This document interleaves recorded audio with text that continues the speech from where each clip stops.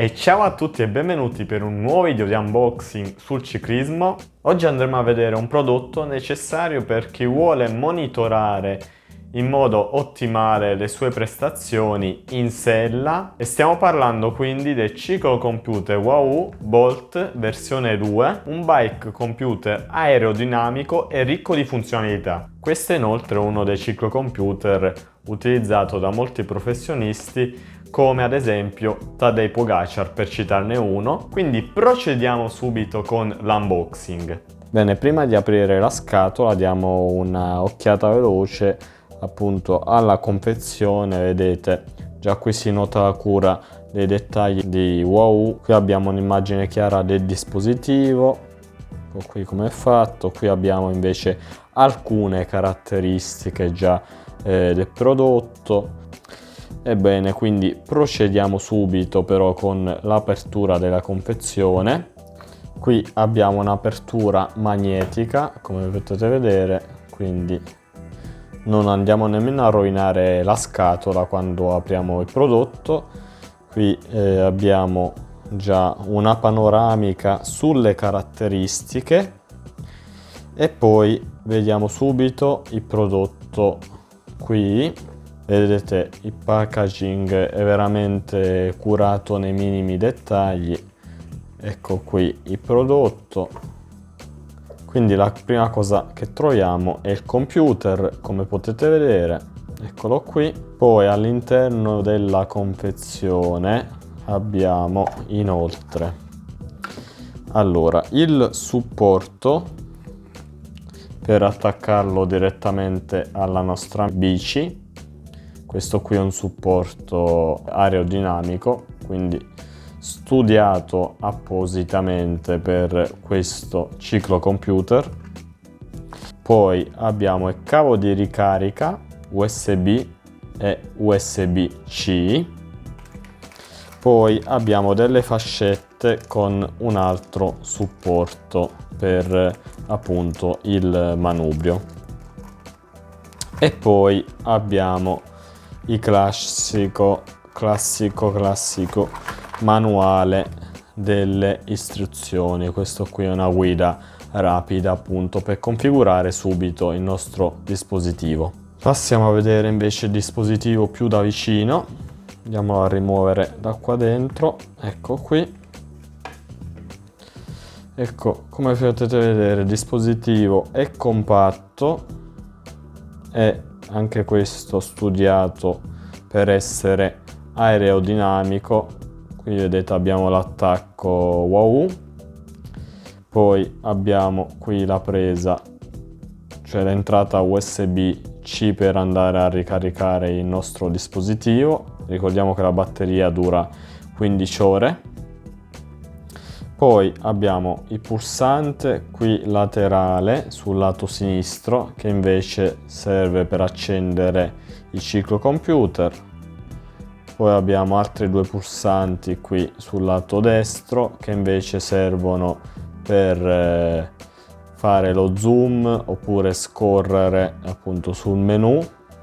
E poi abbiamo altri pulsanti qui davanti, sempre riconoscibili anche al tatto, che servono a varie funzioni come cambiare ad esempio pagina oppure confermare ed altro ancora. È dotato di GPS, quindi possiamo avere anche mappe già caricate, riconosce la posizione di dove ci troviamo automaticamente. Possiamo creare percorsi personalizzati tramite l'app oppure anche tramite altre app esterne. È dotato inoltre di tecnologia OnePlus, Bluetooth e Wi-Fi che permettono appunto di accoppiare sensori di potenza, frequenza cardiaca, cadenza e tanto altro ancora. Inoltre anche notifiche smart sul dispositivo, quindi possiamo ricevere chiamate dal nostro cellulare, messaggi senza appunto tirare fuori il nostro telefono. Inoltre ha una capienza di 16 GB appunto, sempre legata al discorso di caricamento di percorsi e mappe, quindi ci fornisce indicazioni esatte sapete su dove andare. Funziona anche da navigatore in un certo senso. Poi altra cosa, è veramente leggero, il peso di 68 grammi. Ok, andiamo anche ad accenderlo. Io l'ho già configurato e testato. Vedete anche il LED superiore che appunto offre un modo migliore per seguire i percorsi, monitorare le prestazioni e quindi restare comunque sempre connessi con una semplice occhiata. Inoltre questo indicatore LED è programmabile come vogliamo e possiamo quindi decidere in che modo usarlo durante le nostre pedalate.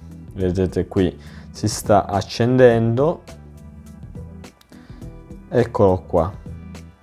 È molto semplice comunque da usare. Vedete, abbiamo l'ora, la batteria, collegamento GPS, poi prima c'era anche il collegamento wireless. Poi cliccando così possiamo scorrere appunto sul menu, come vi dicevo, iniziare il nostro giro cliccando, ma comunque alla partenza lui riconosce in automatico che ci stiamo muovendo e ci dirà se appunto vogliamo iniziare un nuovo giro. Poi possiamo impostare anche il luogo dove ci stiamo allenando, se all'aperto o all'interno, ad esempio sui rulli o altro. Poi qua abbiamo la route, quindi permette di scegliere determinati percorsi, ad esempio ripercorrere i giri che abbiamo già fatto, o appunto una vera e propria funzione di navigazione, quindi impostiamo un luogo che vogliamo e ci dirigerà verso la posizione impostata. Poi vedete qui sotto abbiamo anche dei percorsi che si possono precaricare direttamente dall'app.